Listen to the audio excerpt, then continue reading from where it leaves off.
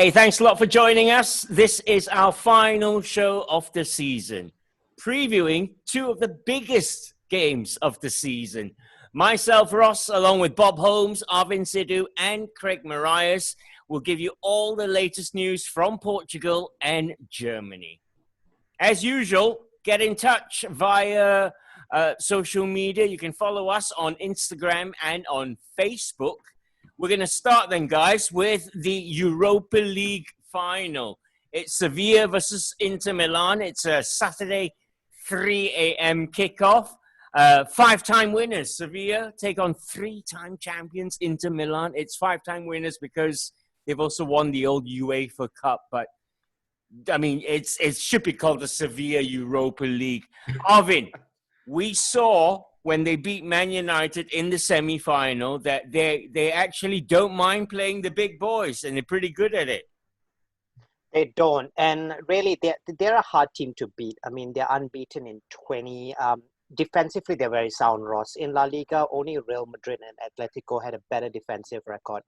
So they're built on a structure where defensively very sound. While going forward, they're not the most spectacular, but they somehow will eke out results. Now, the only goal that they conceded in the three knockout rounds was the customary Man United Bruno Fernandes penalty. But other than that, they haven't conceded, right?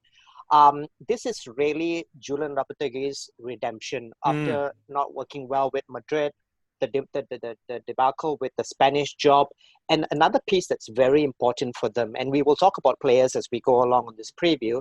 Has been them reappointing Monchi. Now, Monchi as a sporting director has come in and completely turned that club around. I think they've had about 28 departures and 17 arrivals, something like that. So they've got the personnel right. But like I said, hard to beat defensively sound. Yep. Not great going forward, but they eke results out, and they've been able to do it against the big boys. Yeah, and it's working on the pitch at the moment. Bob Holmes, would you say that Sevilla's main strength is their midfield? Yes, I would. I think it's Eva Banega, actually, is their main strength. He was the guy, if you remember, think back to the World Cup 2018 in Russia, and the pass of the tournament to Lionel Messi, which he took on his thigh and put in the back of the net. But the pass was Eva Banega's pass. I think the only player capable of such a thing. And we saw glimpses of that against United. And he is the midfield maestro. And he is going to be a very difficult guy to subdue, I think, on this occasion. Craig, they've got the two left backs that's made everyone sit up and take notice. Reguilón is on loan from Real Madrid. And Jesus Navas is a converted right wing back. Right winger, yep. Yeah. Can they keep the Inter Milan big boys, the strike force, quiet? Because they're going to have to do a lot of defending, right? I mean, yeah, they would have to. I mean, Inter Milan come into this final as favourites for me. I did, if you remember, single them out. I thought they were my favourites for the Serie A even. You know, I really thought Conte built a good squad. They're going to be occupied. There's no doubt about that. The system that Inter Milan play as well with the 3-5-2. Reguilón, I rate highly, and Arvin would probably know a lot about him, considering he comes from the Madrid youth team. But this is a guy who's voted La Liga's best left back. And that says something. Chelsea are after him. Everton are after him. He's come, you know, I'm not sure if he's played senior football before this season, but, you know, he's come with a big reputation after the storming season he's had with Sevilla. And, you know, a run to the final of the Europa League doesn't harm his chances of a move away. And you look at Jesus Navas, I mean, that's another really good story because, I mean, we all saw him in the Premier League, obviously. We've seen him in La Liga, nippy winger, short, beats his fullback with ease. He's got that electric pace, which you always want in a winger. But it's a bit of a masterstroke converting him to that right back role. You know, yeah, I mean, absolutely. When we saw Jesus Navas as a right winger, we never saw that defensive side to him, did we? But now, you know, they've obviously trained him hard, worked on his defensive side, and he's like a new player. We've seen over the years a couple of wingers that have converted into fullbacks, and Jesus Navas is just another one of them. It was Pep that put him there in the first place, you know. He played there with Man City. But but that was forced, if I remember correctly. And forced, but the idea of putting a dainty little winger at fullback took some imagination, didn't it? All right. And some balls. Okay, it was that or Di Michelis.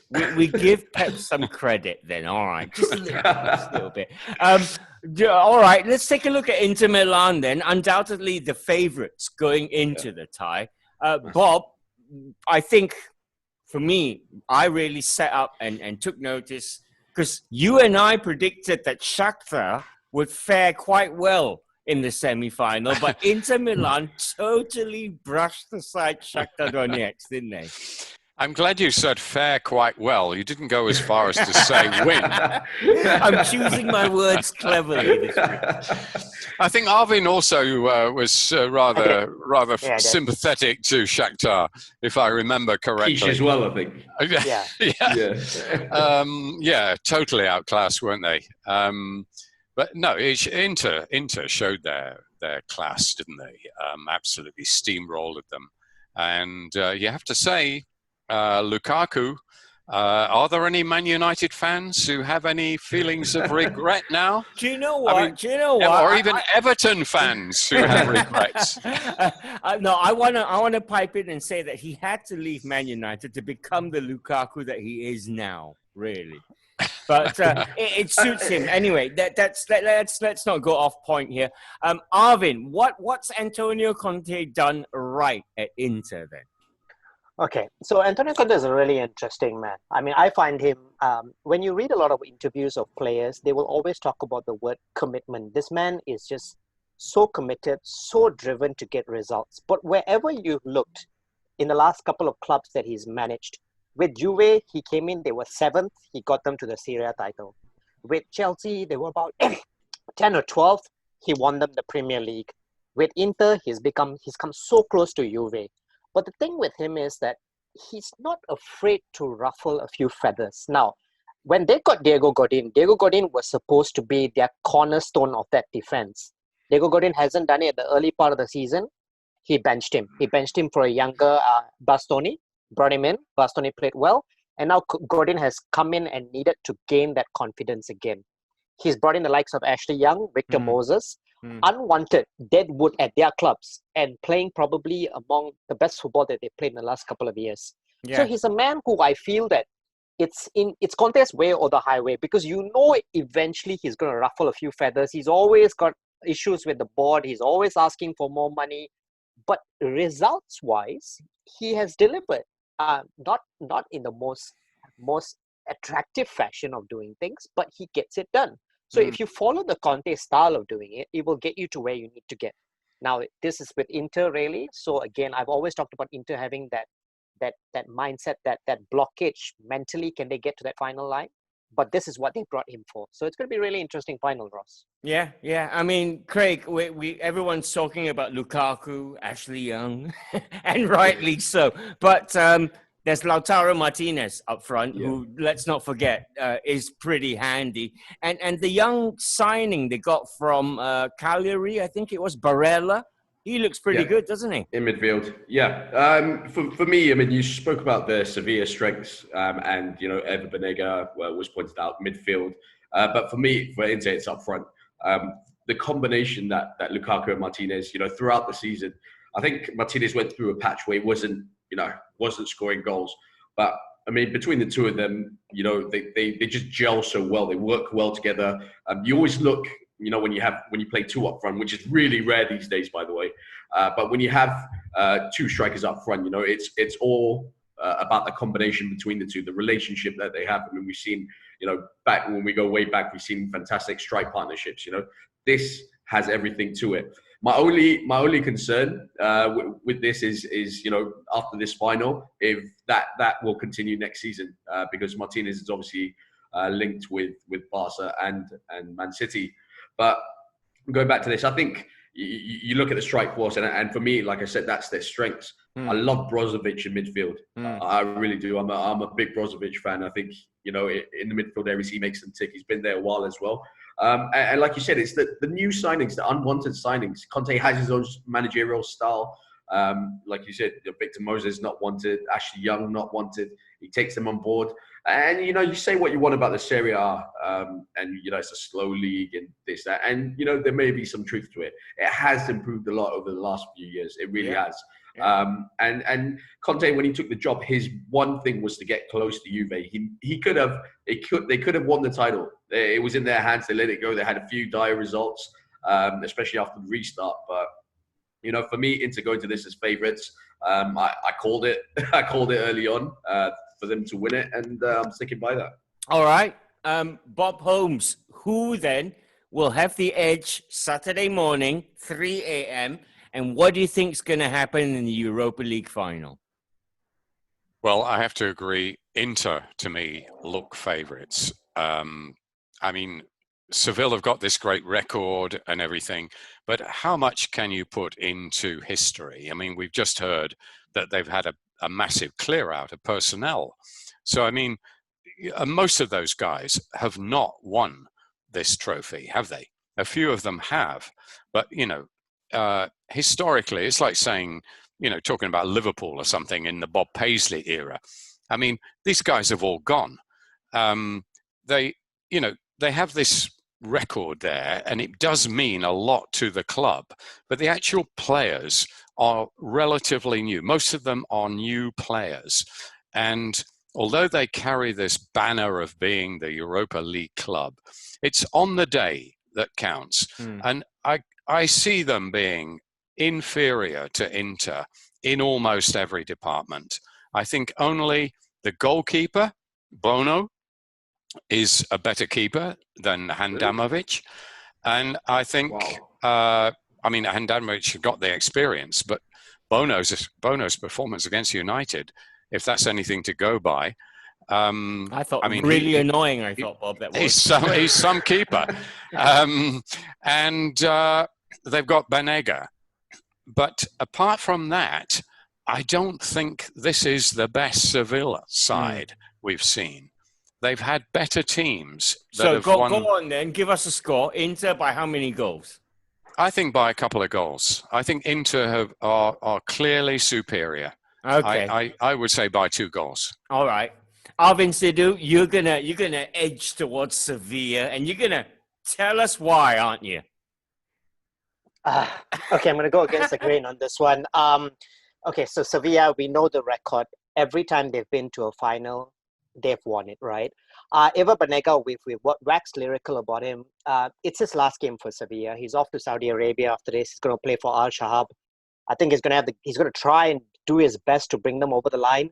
But a really interesting story about Eva Banega. Now, this is a man who's got a tattoo on his right leg which says, "Only God understands me." And it's true, because in 2012, he forgot his handbrake on his car, and the car reversed over his leg, and he broke his leg, and he was out for 6 months. Now, this is a real mercurial genius. He's a mercurial genius in every sense. I just feel, and I've always felt this way about Inter, even the last few years, it's that mental block, which I think at the end of it, they somehow, something happens on the night. And on the final, anything can happen. I'm just going to edge it Sevilla 2-1 somehow. In my view. Okay. Yeah, somehow. Okay. Unconvincing, but Julian Lopetegui's redemption in my view. On this All right, fair enough. Now, Craig Morraies, I know you're Inter. Give us a correct score prediction, and how many will Lukaku get? I'm going to go with 2-0. I think Lukaku will get at least one, and I think Martinez the other. Like I said, I think their strength is, Bob was really generous with them and said, maybe only 2 Sevilla players get into that side. I do think, Regin would probably get in there as well, ahead of Ashley Young.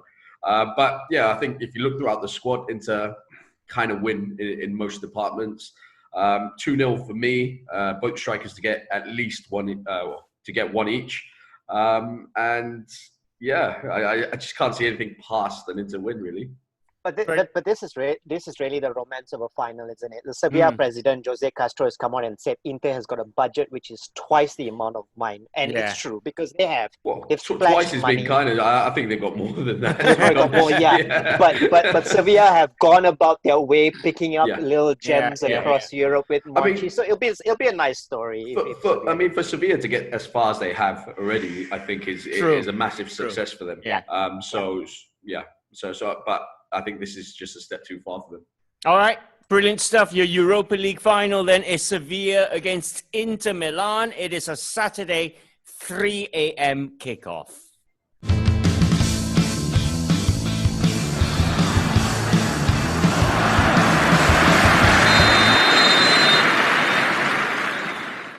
And on we go to preview the big one. Oh, big ears. It's the Champions League final. It's PSG against Bayern Munich. 3 a.m. kickoff. Myself, Ross, along with Bob Holmes, Arvind Sidhu, and Craig Morraies here to talk about the big game. Let's start with Paris Saint-Germain, Bob. They were very impressive in the 3-0 win over Leipzig. We've seen Mbappe and Neymar reunited to devastating effect. And who knew if you threw in an Angel Di Maria, it could work as well. Yeah, it's a pretty impressive front three, isn't it, by any standard? So it's like an all-star, world all-star 11 or something, or world all-star 3. Two of the world's most expensive players up front, and they get on the field and off the field, according to reports. They do seem to combine well, which is not always the case when you spend that kind of money on superstars, but they do. And what is significant is that Neymar seems to be finally knuckling down, seems to be becoming more of a team player, less of a prima donna. It's taken a while, and we probably never thought he'd do it, but the recent signs are very much that he's taking this very seriously. And whether he ultimately goes back to Barcelona or not is immaterial. He wants to win this trophy. And he's getting through the gears. He looked good running through, but his finishing was not quite there in the last couple of games. He uncharacteristically missed a couple of sitters, frankly. But the dribbling was there, the pace was there, the determination was there. And I think you can put that final act down to a little bit of rustiness. It's all shaping up for him to come good on the night. And Mbappe, who was virtually written off for the rest of this tournament through that injury he sustained, not only came back surprisingly, but actually looked good and seemed to be just about as quick as ever. So you've got those two there, which means that Bayern Munich, although they probably go into this as favourites, they cannot be complacent. They cannot relax. And I think these two guys, the two superstars, have it in them to actually pull off a shock here. Craig Morraies, what's Thomas Tuchel done right at PSG this season? Why is it all suddenly clicking this season?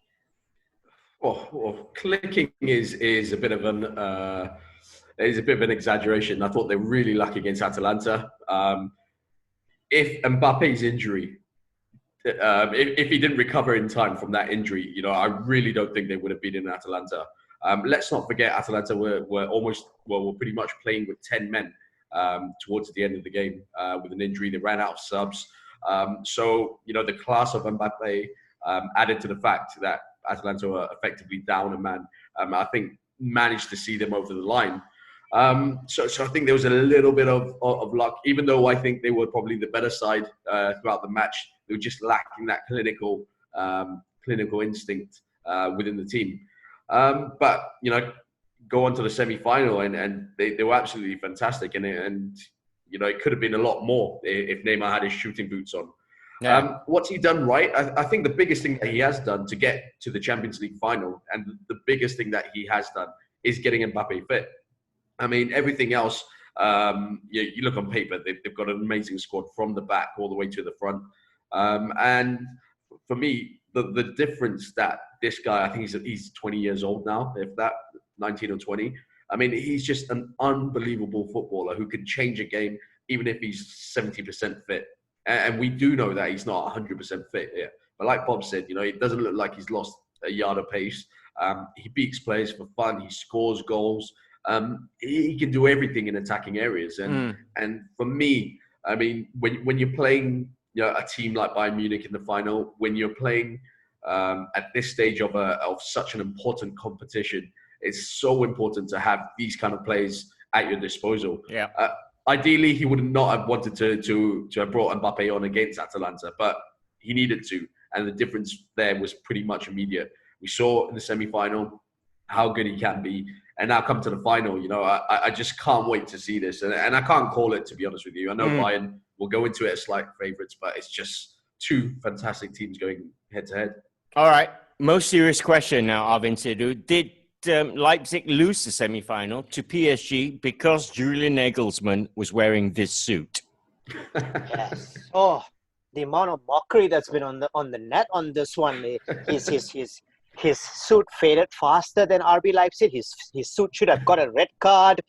Steve McManaman came out and made fun of it. I mean, Steve McManaman shouldn't have made fun of him because we all remember Spice Boy. Steve McManaman, Spice Boys, the Armani suits in the 1996 final. Yeah. But no, I mean, Leipzig, I think they were just out of their depth. They've done well to come as far as they have without the scoring prowess of Timo Werner.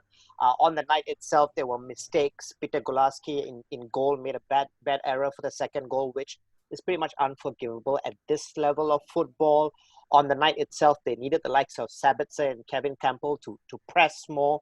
They didn't. I don't know whether it was due to the fact that they felt they were inferior to the opposition, or maybe a tactics change. Dayat Upamecano played well, but we've seen him play better than that.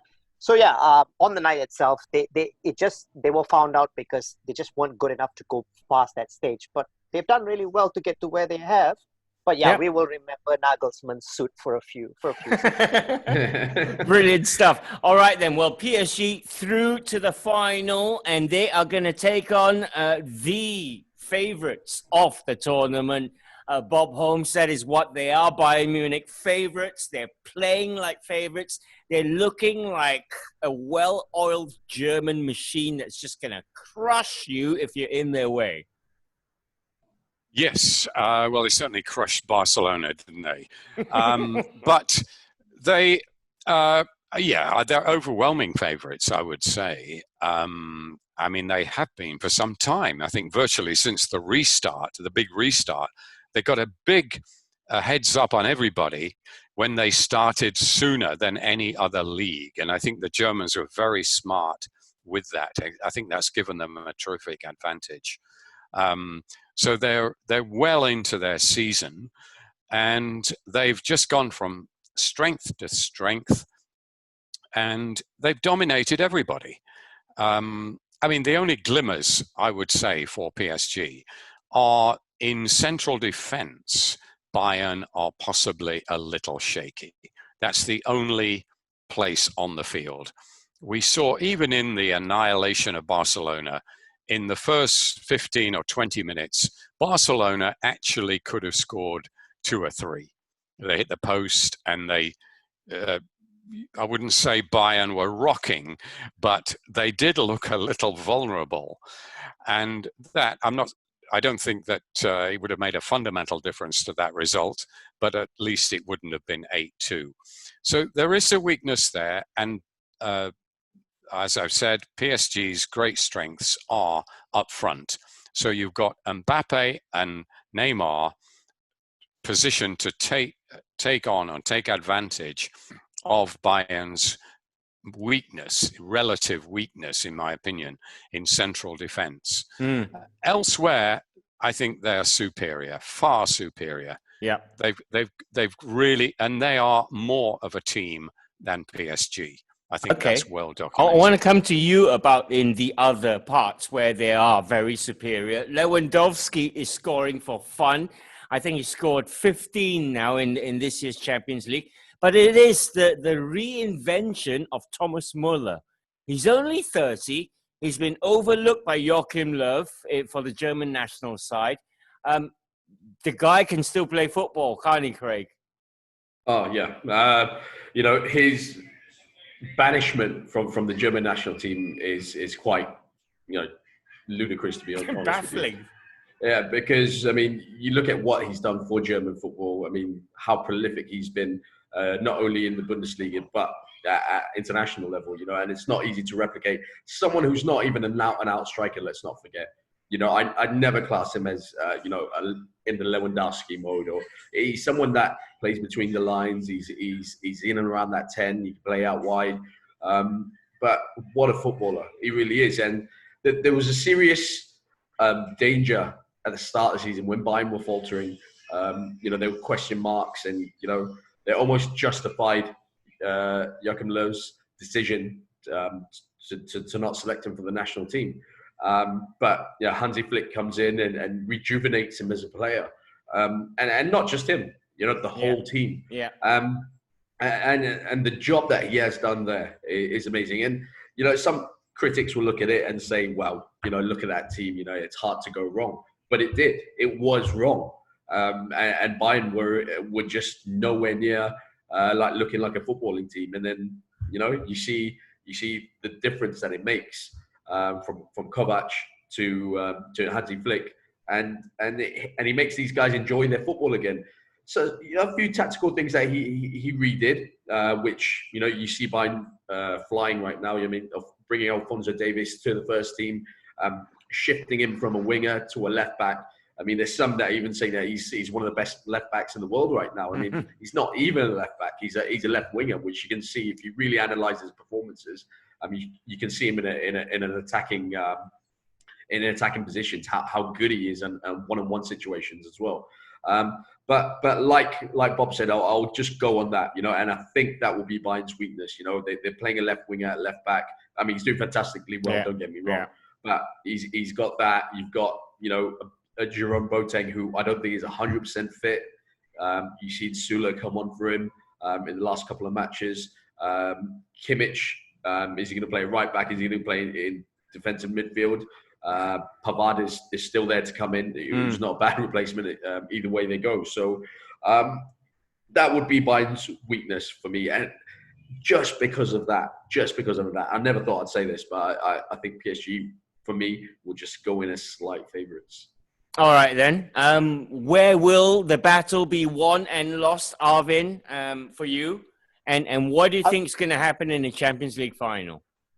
We've talked so much about Kylian Mbappe and the speed. And don't get me wrong, he's a future Ballon d'Or winner. He's an incredible talent. But at the end of the day, Alphonso Davies and Kylian Mbappe, I would pay to see them have a foot race, because I think they're the two fastest players in the world right now.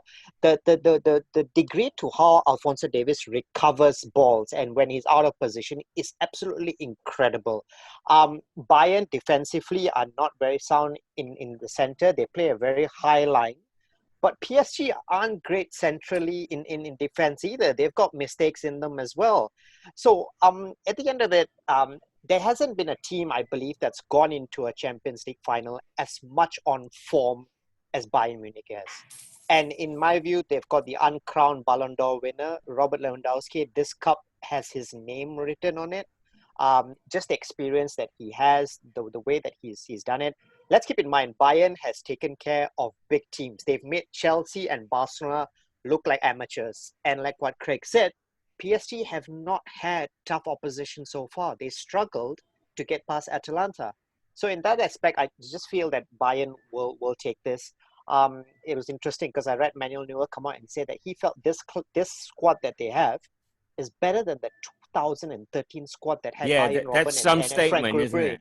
There's some statement because there's a good balance to it. If you're worried central defensively, Leon Goretzka will bully you and get the ball back. So just German efficiency on this one. Neymar and Mbappe will have a huge part to play, but as a unit, Bayern over PSG any day of the week. All right. Well, he's definitely for the Germans. Bob Holmes, you're a romantic. You write football books. I know you are.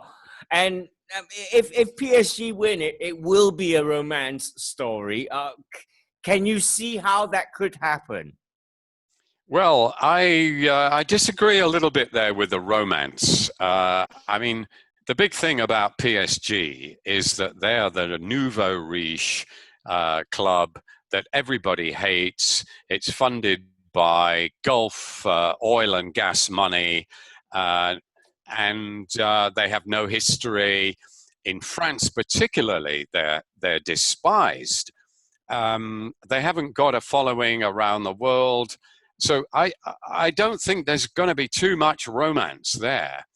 I mean, they've got artistic players. I will concede that. Angel Di Maria certainly, and Neymar. And Neymar, let's face it, Neymar was the third best player in the world a couple of years ago, wasn't he? 3 years ago, behind Messi and Ronaldo, and there wasn't too much dispute about that.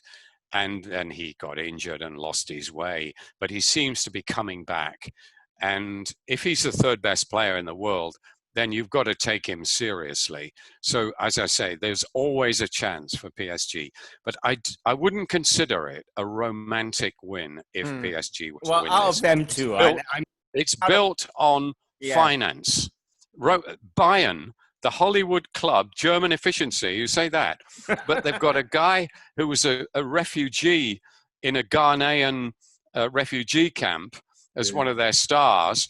You've got a Polish guy from Borussia Dortmund. You've got a Spanish midfielder, Thiago Alcantara. You've got Perisic, who's Croatian. I mean, okay, there's a German core there, but it's still a cosmopolitan team, Bayern Munich, very much so. No, I don't think it's going to be romantic either way, frankly. Okay, all right. I just hope that it's going to be a great game. Two relatively unliked teams are clashing, but that doesn't mean that it's going to be a bad game. I think it could be a cracker. And just to add, right, I'm not talking about the amount that Kylian Mbappe came for. I'm not talking about the amount that Neymar came for PSG. This entire Bayern squad, their starting 11, cost lesser than Harry Maguire. So, I mean, in that sense, Robert Lewandowski came on a free, Perisic is on a free. Yeah. The youngsters that they brought through. So, in a sense, they are known in Germany for FC Hollywood because they pick on the smaller clubs and they bring their best players, but they haven't spent a lot of money on this lineup. So you can't compare their lineup costing wise to PSG. It's just miles apart, really. That's a great point. Okay. Craig Morraies, is there any danger of this being the highest scoring Champions League final ever? Well, what's the highest scoring Champions League final? I actually don't know. I was thinking like, it has to be. Ask me that. It has to be Real Madrid and 7-4. Eintracht Frankfurt. 7-3, wasn't it? 7-3. 10 or 11 goals. Yeah, okay. Yeah, that's not going to be happening. I do think that this is going to be one of the best Champions League finals we've seen in a while, though. I mean, I've loved the Real Madrid and Liverpool battles over the years, and I mean, the Liverpool Real Madrid. I thought last year was a little bit boring, where Liverpool Spurs. I thought that was a bit of a drab match, but I think this has all the ingredients. When you come to this stage, you come to this level, you want to see the best players in the world play. And no disrespect to Spurs, but we didn't really see world-class players on show from their side last season, but apart from Harry Kane probably. But, you want to see world-class players. You want to see your Neymars and Mbappes, and this one has world-class players all over it. I mean, you look at Thiago Silva as well, 36 years old, probably leaving PSG at the end after this final. But what a defender he is! I mean, he'll always have the Brazilian national team, that debacle that they had in the World Cup over his shadow. But I just think he's been an incredible servant to PSG. I'm gonna edge PSG on this one. I really think they've just might have that little bit of quality in the final third. And you a think little bit of romantic magic as well, right? You think it's romantic if PSG I don't think it's romantic at all. I mean, throwing money and playing Football Manager. Almost, Okay. it is not really a romantic story for me. But I mean, that little bit of magic that they have, and Bayern have it as well. Don't get me wrong, Bayern have it as well. But I just feel from the left boot of Di Maria, or whether it's going to be from Neymar or Kylian Mbappe, I just feel they might have that little bit extra in the final third that will take it over the line. All right, PSG versus Bayern Munich then is a Monday 3 a.m. kickoff. Now that should wrap up proceedings for us for the season. We've had a lot of enjoyment doing it, so I've got to thank them all individually. Many thanks, Bob Holmes, for all your input this season. Thank you, Ross. It's been a pleasure. Thanks to you as well, Arvind Sidhu. Thank you, everyone. And don't forget, Leeds versus Liverpool, first game of the season next season. That's the one. Anfield, game of the week. I don't know who to cheer for. What am I? You're the same as me. Hey, thanks for all your work, Craig. Thank you very much. Thank you very much. It's been a great pleasure doing another season with you, Ross. And it's been a weird one, but hope you all enjoyed it. And let's look forward to next season now. Brilliant stuff. Thanks for watching. Bye now.